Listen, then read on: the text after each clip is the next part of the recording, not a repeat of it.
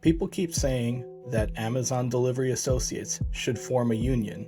While that's great in theory, there are a few problems with this. And trust me, I'm not trying to take sides with Amazon, I'm just trying to give you the reality of the situation. As it stands right now, these four situations are exactly why unionizing, especially as a driver for a DSP, is going to be next to impossible.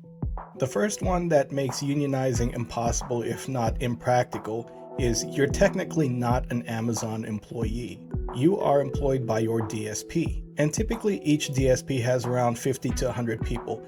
Even if 50 to 100 people unionized, they're still taking up their beef with their DSP. Their DSP is their employer.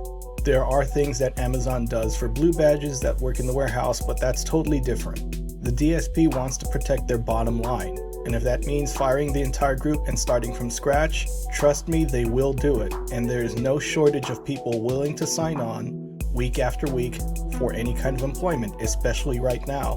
You might technically be an employee of theirs, but to Amazon, your DSP owner is the contractor. I've pulled up a number of articles where they talk about shifting a lot of these DSPs and cutting them loose with little to no explanation why.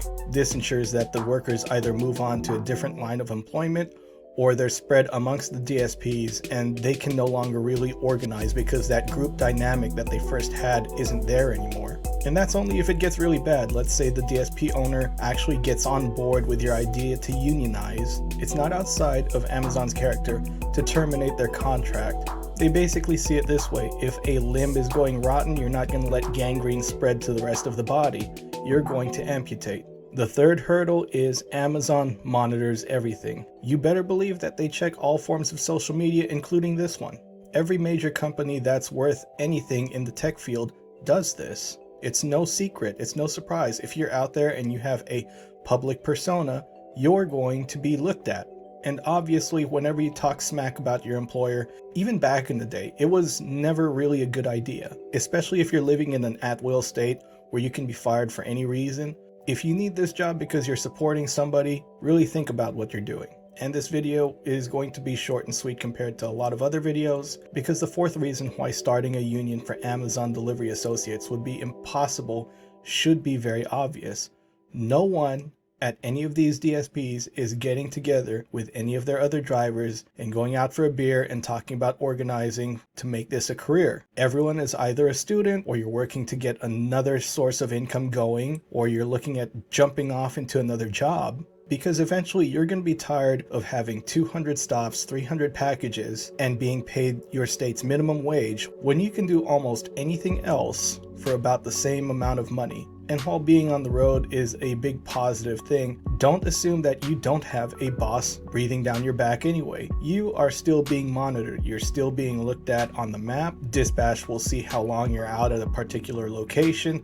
They can tell you to hurry up. You absolutely still have a boss looking at your performance. Everything else is just fooling yourself. So the bottom line is this: it's almost impossible, if not totally impossible, to organize any kind of union that'll actually get Amazon to change how they treat its delivery drivers. Until Amazon starts hiring more and more people to be full-on employees of Amazon in order for them to deliver packages, which looks more and more unlikely, then this won't change. I said that doing a direct hire for a delivery associate would be unlikely because even places like FedEx are contracting delivery partners out. And it's just a matter of time as the pool of employees grow, the money that can go around gets smaller and smaller and smaller. It's just like the gig economy. When people first started driving Uber, they were talking about making $300 a night or a $2,000 week. Now you would be lucky to make that doing Uber in some markets. I mean, yeah, there are some good areas, but as far as being able to make that money pretty much anywhere in the United States right now, that's pretty much impossible.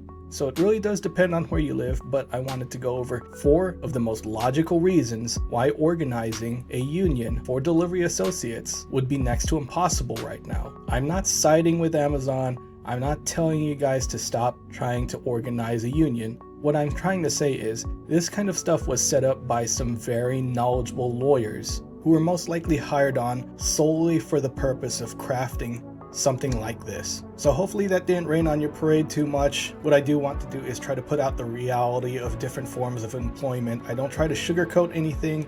I try to make sure that you get the raw information so that you can make the best possible decision that you can for yourself, especially if you have family or other people that rely on you for income, whether that's pet, a spouse, significant other, whatever. You want to be sure that you can still provide what you can. It's not to bring you down, it's not to knock your hustle, but you have to proceed very carefully and with all the knowledge that you can. You should invest your energy in bettering yourself and your situation always. And on that note, if you're going to get out on the road today, be safe.